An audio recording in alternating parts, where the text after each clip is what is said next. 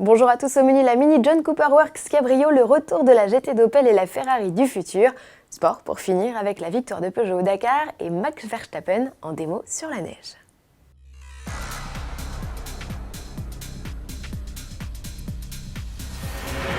Dans la famille Mini, il y avait la berline sportive, le cabriolet et désormais le cabriolet sportif.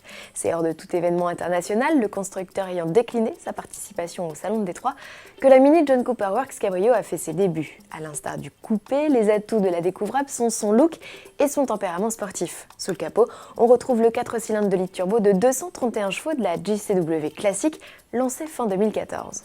Pourvu d'office d'une boîte manuelle à 6 rapports, la Mini Cabrio John Cooper Works réalise un chrono de 6 secondes 6 sur le 0 à 100 km/h, tant qu'il est possible d'améliorer d'un dixième grâce à la boîte automatique.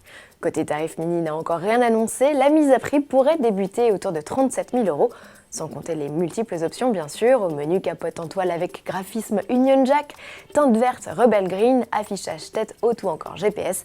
Le freinage renforcé Brembo et le système d'amortissement piloté sont eux de série.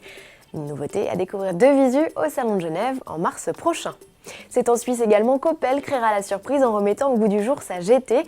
De ce concept, on ne sait pas grand-chose et la vidéo teaser joue parfaitement son rôle de faire parler sans rien montrer.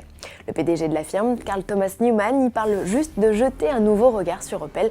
Selon le constructeur, le 21 janvier, un incroyable prototype de sportive naîtra. À suivre. Et si la sportive Ferrari du futur ressemblait à ça ?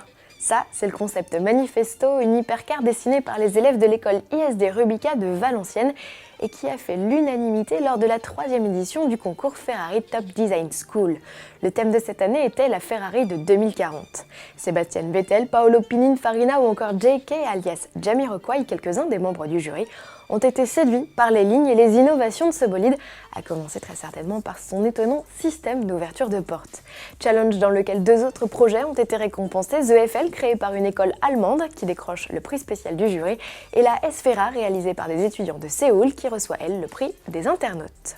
Sport pour finir avec ces images du Dakar 2016, Stéphane Peteroncel s'impose grâce à son 2008 DKR. Il offre ainsi à Peugeot son premier succès en rallye raid depuis 1990. Le team, à l'époque, venait d'alors d'empocher 4 victoires d'affilée. Le pilote français s'octroie par la même occasion une 6e victoire en voiture sur l'épreuve et la 12e en comptant son incroyable palmarès en moto. Le français devance la Mini de Nasser El Attiyah, vainqueur en 2015, et la Toyota du sud-africain Gilles de Villiers. Sébastien Loeb qui a fait forte impression sur toute la durée de l'épreuve. Rappelons qu'il s'agissait de sa première participation au Dakar, termine 9e après s'être offert la victoire dans l'ultime spécial. Quittons le sable et la chaleur de l'Argentine pour les sommets enneigés de l'Autriche où Max Verstappen a fait le show. Le jeune espoir de l'écurie Toro Rosso s'est installé dans le baquet d'une monoplace pour dévaler quelques pistes. La RB7, championne du monde en 2011 avec Vettel, avait pour l'occasion chaussé ses chaînes. Le pilote néerlandais qui a adoré l'expérience a fait le show devant près de 3500 personnes. À demain.